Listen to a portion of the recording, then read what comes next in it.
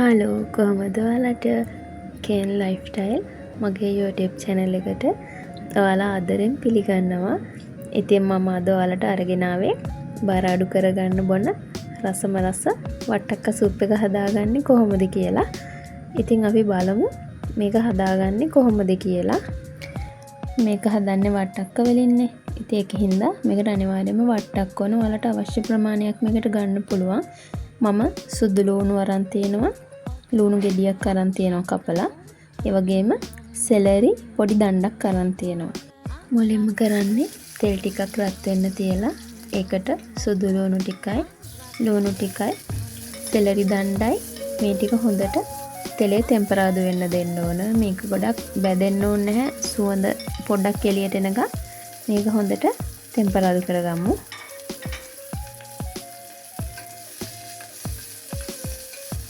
ඊට පස්සේ මේ ටික හොඳට අඩිය අල්ලන්න නොදී චුට්ටක් සැරින් සැරේ කලවම් කරගන්න. ඊට පස්සේ අපි චූටිවට කපවාගත්ත වට්ටක්ක ටික මේකට එකතු කරගන්නවා. මේ ටෙම්පරාදුවට එකතු කරගන්නවා. ඔයාලට මේ සුප් එක රෑ කෑමට උනත් ගන්න පුළුවන්. ඩයට් එකකින් එක්කෙනෙක්ට මේක ගොඩාක් වටිනවා.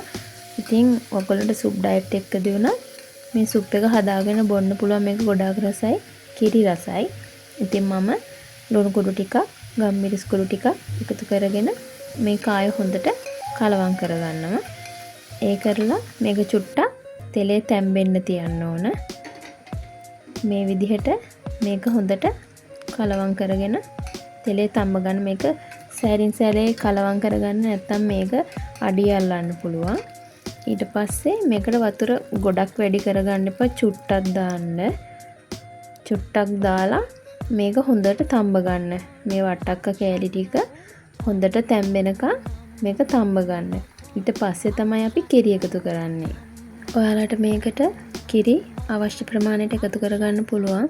ගොඩාක් කිරි වැඩි කරගන්න එපා. එතකොට මේක නිකන් වතුර එකක් වගේ වෙනවා. මේක චුට්ටක් බ්ලෙන්ඩර් කරපුවාම උකු ගතියට තියෙන්න තමයි ඕන. ඉතින් මේක හොඳට තැම්බුණාට පස්සේ මෙන්න මේ විදිහට තමයි තියෙන ලස්සන කහ පාටක් තියෙනවා මේකේ. මේ මුකුත් කහ දාලවත් එහෙම මුකුත් නෙවෙයි. ඊට පස්සේ අපි මේක හොඳට බ්ලෙන්ඩර් කරගන්නවා. බ්ලෙන්ඩර් කරගත්තට පස්සේ මේක මේ විදිහට තමයි තියෙන්නේ. ඉතින් මේ සුප් එක ගොඩාක් රසයි. ඩයට් එකේ ඉන්න ඔයාලට මේ සුප් එක හදාගෙන බොන්න පුළුවන්. රෑ කෑමට මේක හදාගන්න පුළුවන් සැහැල්ලු ආහාරයක් විදියට.